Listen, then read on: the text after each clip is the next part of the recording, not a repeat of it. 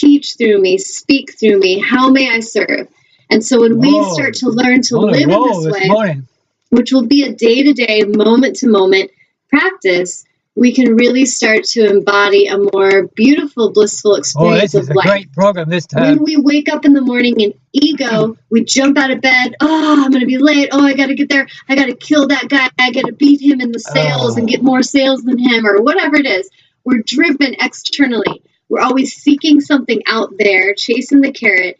It could be we want that promotion, or we want recognition, or we want approval. We want more money. We want status, fame. It doesn't matter what it is externally. If we're focused there, we'll be very driven and have the ambition to go get stuff, but we'll never really feel satisfied. We'll never really feel that it's enough, because it will never feel enough to fill that emptiness that we're really trying to fill. Got it down. So if we wake up in the morning and we come from a place of centered connection and presence, we can wake up and be like, whoa, I am alive. That is awesome. How may I serve? I'm excited. I'm so grateful to have a breath and to be here again and to have this opportunity to play in this game called life. How may I serve? And then we start to move through our day very presently with our highest truth leading us the whole way. So our heart will guide us. Our inner knowing will guide us. We will allow Spirit to channel through us, to speak through us, and we'll live in this state of grace. So it's as if everything, when I was younger and I was in the ego consciousness, I felt everything was hard and a struggle and work, and it was just exhausting. And as I shifted that, I shifted to this place where it's like everything is magical and beautiful and playful and joyous. And it's as if you go from this place where you're so driven for what you need to get to feel enough, to feel this sense of emptiness and that anxiety that you're not enough, you don't have what you need. And you shift to this place where suddenly you have everything you need and you're grateful. You're constantly in a state of gratitude, and you're in a state of eagerness and excitement for all the good that's on its way.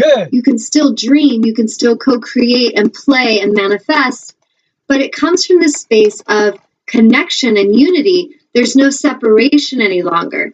And in fact, as you make this shift, you manifest everything you want more easily. So why would we want to choose to free ourselves from the enslavement of ego?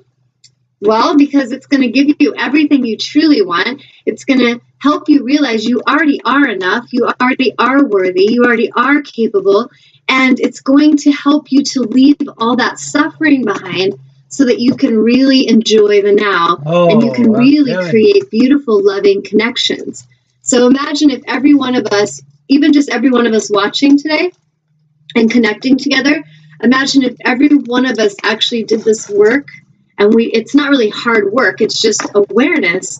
Imagine if we all consciously chose from this moment on to kind of steer away from ego habit and to come into this place of presence and to trust and to love and to share and to give and to come from this space of how may I serve.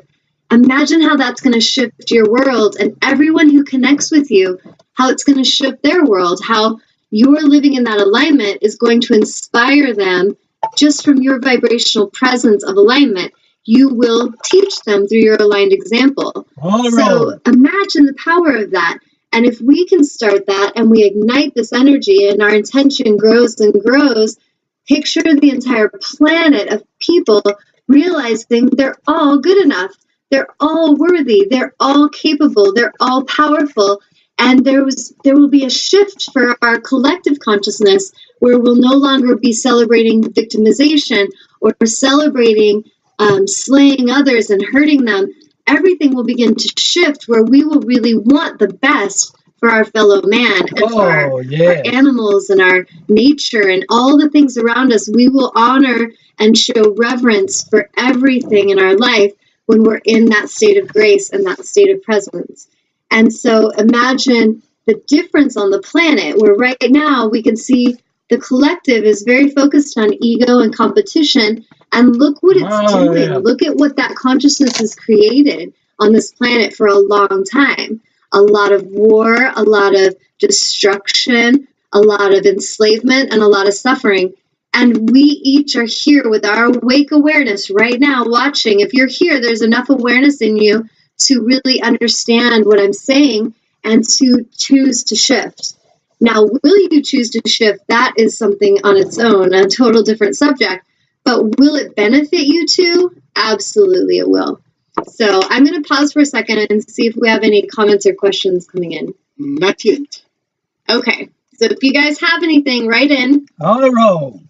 And always, like I say, if anybody wants to call in, first caller, I will do a live angel reading for today. So if you want to call in to get a reading, I encourage you to do that. If you have any feedback, share it on the live chat. Just tell us, where are you seeing that you're struggling with ego? Where is it that you feel that you're strong or maybe vulnerable in that area? And then share some feedback with us. So getting on to teaching yoga today. I was working with the students and we were talking about, I've got my little notebook here that I was going to reference to. I was kind of talking to them about the 8 limbs of yoga and kind of the classical, where the classical approach of yoga came from with the Yoga Sutras. And in here, I'm just going to read you the 8 limbs that as they're represented. And what I was explaining to the students is that when we're doing yoga, we're on our mat, we're practicing asana, we're practicing our pranayamic breathing, we're practicing our meditative presence.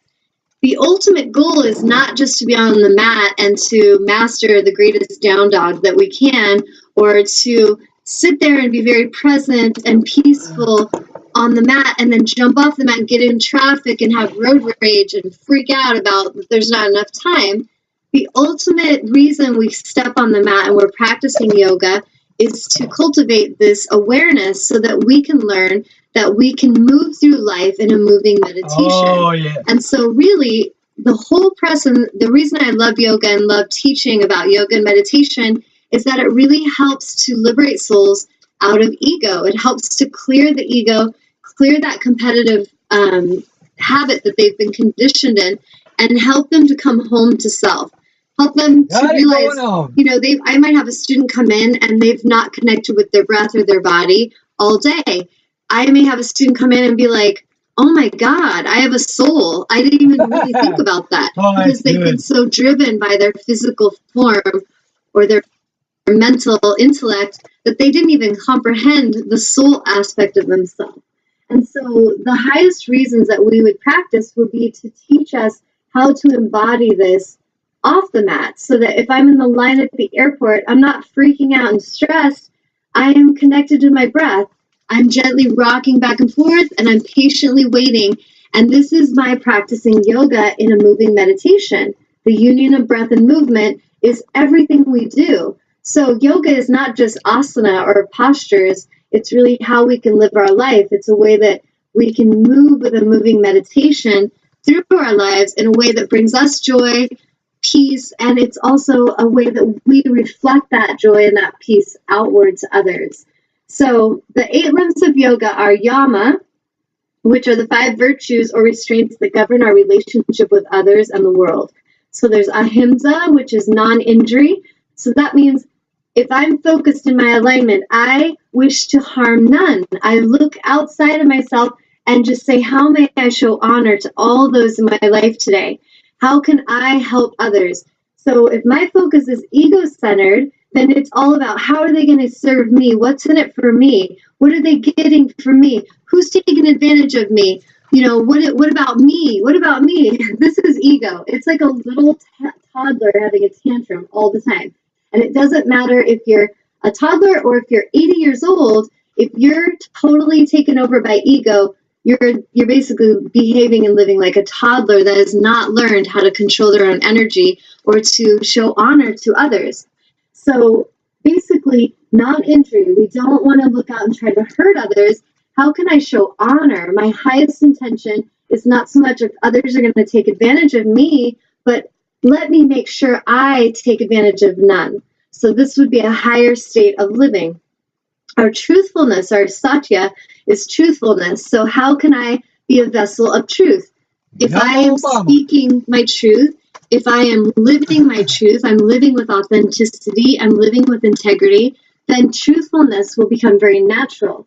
But if I'm telling people I'm going to do things and then I don't do them, I'm going to create suffering for myself and them. And this starts to throw you out of alignment. And now you're in ego. You start to manipulate. You start to be like, oh, why are they trying to get after me for money?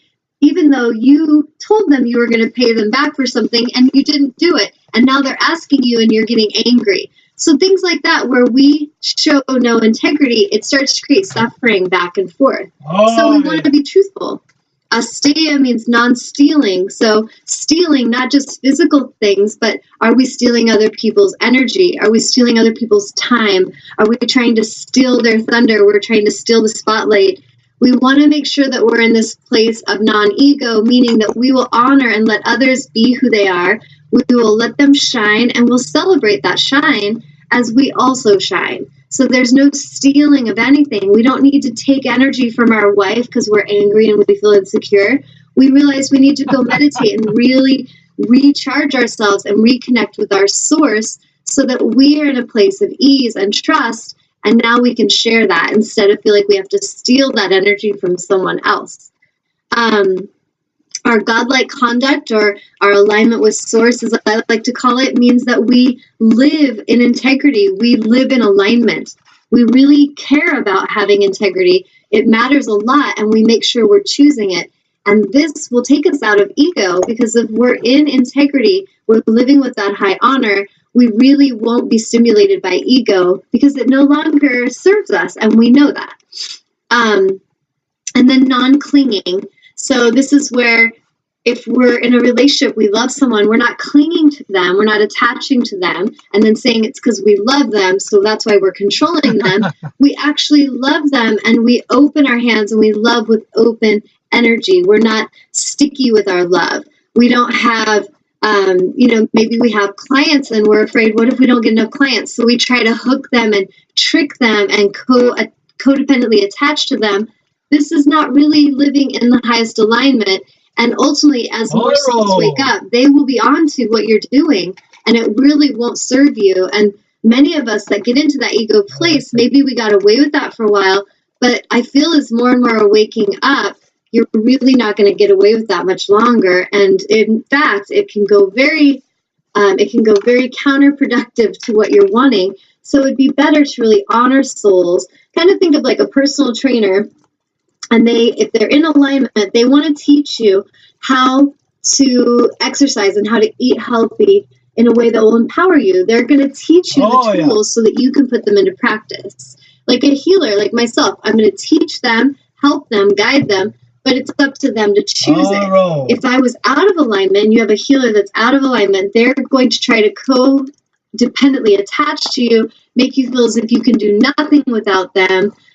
Set you up to where they don't quite teach you what you need to know, and you always have to keep coming back. That's not really coming from the highest alignment, and it will start to create a level of mistrust.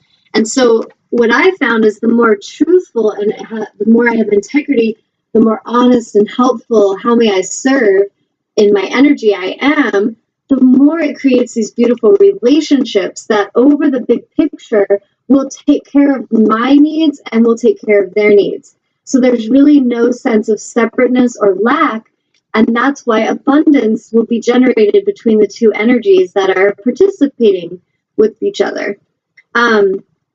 And then I'll go through Nimayama is just the observances of one's own appearance, actions, words, and thoughts. So this is where we start to really become aware, self-aware. What is going on inside of Tanya?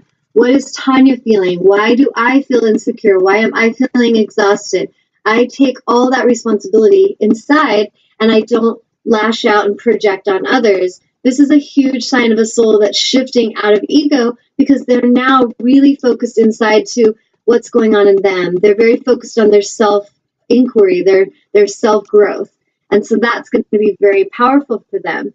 The devotion or the surrender to the divine. This is where we get into the how may I serve, thy will be done.